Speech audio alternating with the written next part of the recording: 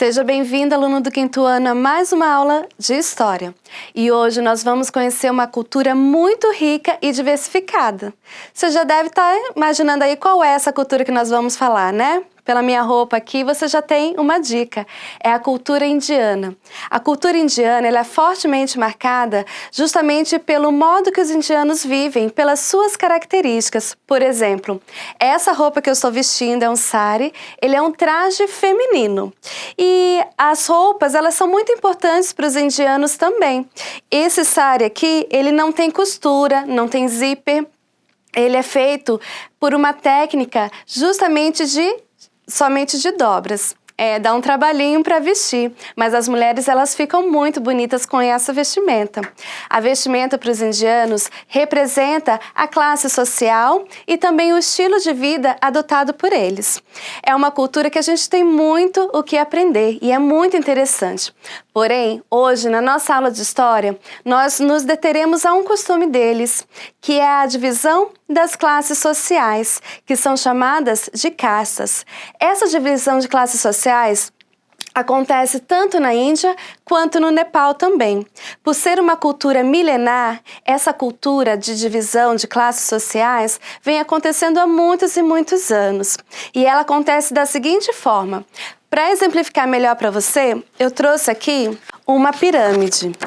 E nessa pirâmide, então, você tem a divisão das classes sociais deles, que são chamadas de castas. Então, quanto mais para o topo da pirâmide tiver a classe social, mais benefícios, mais direitos as pessoas que pertencem a essa classe elas terão. Então, como é que acontece? Então, ela acontece da seguinte forma. No topo da pirâmide nós temos os brahmins, logo em seguida os kshatriyas, logo abaixo os vaishyas, depois os sudras e abaixo da pirâmide estão os dalits. Então, para pertencer a essa classe social, a pessoa ela nasce na família e vai passando de geração em geração. Então, os brahmins, eles fazem parte da elite da sociedade, que pertence a essa classe social, os sacerdotes, e eles têm privilégios em frente às outras classes sociais. Então, logo em seguida, nós temos os kshatriyas, que são os guerreiros e os governantes.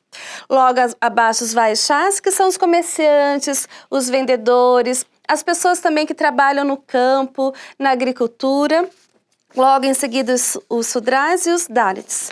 Os dalits, eles estão, como vocês podem ver, bem aqui abaixo dessa pirâmide. E eles são as pessoas que menos direitos têm lá nessa cultura. Então, eles ficam com os trabalhos mais pesados, com os trabalhos com que as outras pessoas que pertencem às outras classes sociais não querem fazer, são pessoas discriminadas por isso, desvalorizadas, e elas sofrem bastante. E apesar de estarem lá embaixo da pirâmide, elas representam mais de 160 milhões de indianos que vivem nessa condição. É um número bem alto, né? Aluno do quinto ano.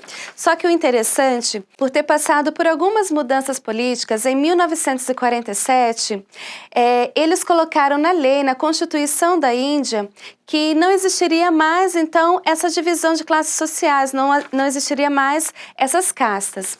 No Nepal, como acontece também essa cultura, e essa lei ela foi mudada em 2006, um pouquinho mais recente.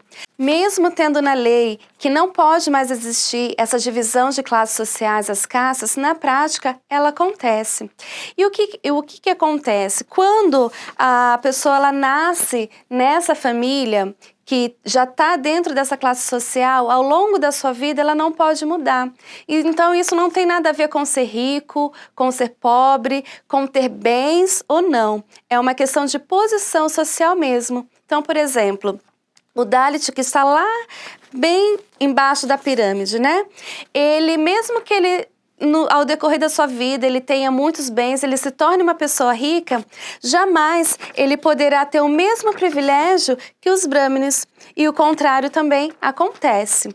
Então, os Dalits, eles são chamados de intocáveis. O que significa isso? Significa que tudo que eles tocam, de acordo com a cultura deles, se torna impuro, se torna imundo. Então, onde eles estão, as outras pessoas das outras etapas que estão acima da pirâmide, elas não podem tocar, elas não podem estar. Então, eles são pessoas realmente rejeitadas e separadas da sociedade. Então, como eu falei, mesmo que essa questão dessa tradição das castas, ela tenha sido abolida na Índia e no Nepal, a prática, ela ainda acontece. E por isso, muitas ONGs, que são organizações não governamentais, onde pessoas se juntam para uma determinada causa, tem lutado para que essas pessoas elas possam ter o seu respeito, elas possam ter o seu direito na sociedade. E assim, então, a violência, o desrespeito, a discriminação, ela não aconteça mais. Lá agora você vai pegar a sua apostila, vai abrir a sua apostila lá na página 82. E você vai fazer o seguinte, após essa aula que você assistiu, após o texto que você vai ler ali na página 81, 82, você vai responder a seguinte pergunta. O que você acha que o problema dessa divisão da classe social, o problema das castas, ela pode trazer à comunidade? Você acha que é algo relevante, que traz algum benefício, algum malefício? Então responda lá. Na questão seguinte, você vai pensar a seguinte questão, e no nosso país, aqui no Brasil, será que existe alguma comunidade que também é discriminada, assim como os Dalits são? Será que tem alguma comunidade que recebe preconceito, discriminação, que são impedidas de terem alguns privilégios também? Então, você vai pensar, se de repente você está junto aí com seu parente, com algum familiar em casa, converse com ele, pense também e escreva aqui nessa questão. E se por um acaso você acha que no nosso país há sim grupos que são discriminados, que sofrem preconceito, o que nós poderíamos fazer para contornar essa situação? Tanto a nível de governo, como a nível aí na sua comunidade, onde você mora. Ok, aluno do quinto ano? Responda então essas questões, mande as respostas para sua professora e nos vemos na próxima aula. Até mais!